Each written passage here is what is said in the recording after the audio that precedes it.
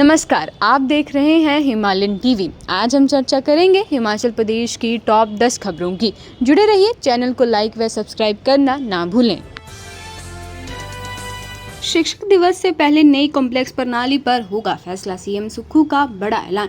हिमाचल प्रदेश के मुख्यमंत्री सुखविंदर सिंह सुक्खू ने प्राथमिक शिक्षकों को बड़ी राहत देते हुए कहा कि शिक्षक दिवस से पहले नई कॉम्प्लेक्स प्रणाली पर अंतिम फैसला लिया जाएगा। उन्होंने कहा कि सरकार इस व्यवस्था की सहानुभूतिपूर्वक समीक्षा करेगी और आवश्यकता पड़ने पर इसमें संशोधन या इसे वापस लेने पर निर्णय करेगी। मुख्यमंत्री ने ये भी घोषणा की कि आंदोलन से जुड़े प्राथमिक शिक्षकों के निलंबन, विभागीय जांच और दर्ज एफआईआर भी वापस ली जाएगी। प्रहलाद जोशी ने शिक्षा मंत्री का पदभार संभाला, कहा विनम्रता के साथ इस जिम्मेदारी को स्वीकार करता हूं।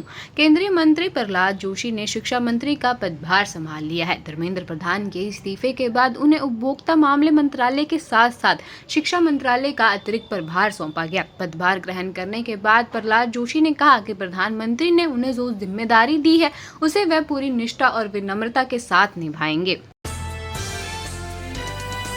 इन लोगों के खाते में हर माह 3,500 रुपए डालेगी सरकार। सीएम सुक्खू ने लिया नई योजना शुरू करने का फैसला।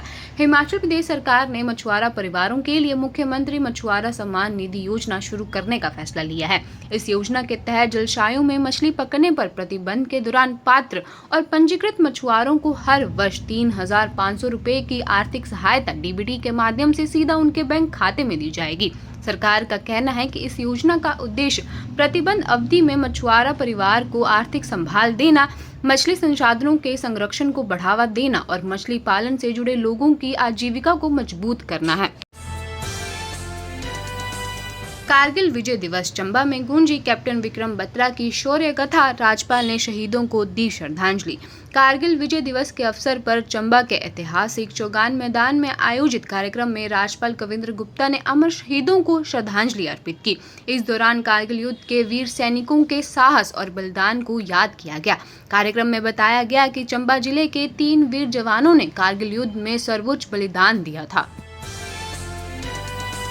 हिमाचल में वीबीजी रामजी योजना पर क्यों लगा 60 दिनों का ब्रेक, जाने आपके जिले में कब बंद रहेगी योजना।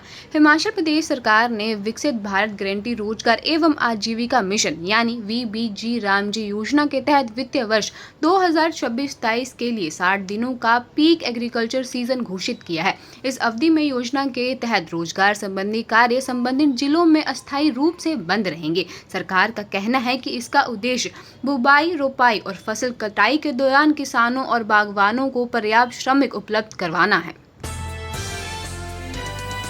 अब दुर्गम क्षेत्रों में नहीं चलेगी शॉर्टकट पोस्टिंग, लंबी छुट्टी का नहीं मिलेगा फायदा, 55+ कर्मचारियों को बड़ी राहत। हिमाचल प्रदेश सरकार ने दुर्गम और जनजातीय क्षेत्रों में अधिकारियों व कर्मचारियों की तैनाती को लेकर नए निर्देश जारी किए हैं। अब लंबी अवधि की छुट्टी को कठिन क्षेत्र से सेवा अवधि का हिस्सा नहीं माना जाएगा और कर्मचारियों को निर्धारित कार्यकाल पूरा करने के लिए अतिरिक्त अवधि तक सेवा देनी होगी। सरकार ने भी ये फैसला लिया कि जहां तक संभव हो 55 वर्ष से अधिक आयु के अधिकारियों और कर्मचारियों की तैनाती दुर्गम क्षेत्रों में नहीं की जाएगी। राज्यपाल ने किया अंतर्राष्ट्रीय मिंजर मेले का शुभारंभ, लोगों ने दी शुभकामनाएं। हिमाचल प्रदेश के राज्यपाल कविंद्र गुप्ता ने चंबा के ऐतिहासिक अंतर्राष्ट्रीय मिंजर मेले का शुभारंभ करते हुए प्रदेश वासियों, विशेषकर चंबा के लोगों को शुभकामनाएं दी। उन्होंने कहा कि मिंजर मेला हिमाचल की समृद्ध सांस्कृतिक विरासत, लोक परंपराओं और सामाजिक सौभाग्य का प्रतीक है। राज्यपाल ने युवाओं से अपनी संस्कृति और परंपराओं से जुड़े रहने का आह्वान किया। कारगिल में भारतीय सेना की विजय देश की विरासत है, अनुराग। कारगिल विजय दिवस के अवसर पर सांसद अनुराग सिंह ठाकुर ने भारतीय सेना के वीर जवानों को श्रद्धांजलि अर्पित करते हुए कहा कि कारगिल विजय दिवस भारत के साहस, स्वाभिमान और राष्ट्रीय एकता का अमर प्रतीक है। उन्होंने कहा कि नई पीढ़ी को सेना की वीर गाथाओं से परिचित कराना जरूरी है ताकि उनमें राष्ट्रभक्ति की भावना और मजबूत हो। अनुराग ठाकुर ने परमवीर चक्र विजेता कैप्टन विक्रम बत्रा और सूबेदार मेजर संजय कुमार के शौर्य को याद करते हुए हिमाचल के शहीद जवानों को नमन किया।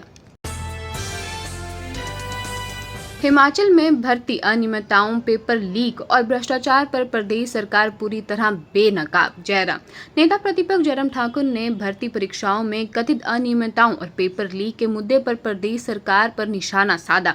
उन्होंने आरोप लगाया कि सरकार दोषियों पर कार्रवाई करने के बजाय उन्हें संरक्षण दे रही है, जिसमें युवाओं का भविष्य कमजोर हो रहा है। जयराम ठाकुर ने कहा कि हालिया पुलिस भर्ती परीक्षा में अभ्यर्थियों ने लिखित शिकायत देकर परीक्षा केंद्रों में कथित अनियमितताओं की जानकारी दी थी, लेकिन अब तक निष्पक्ष जांच नहीं हुई।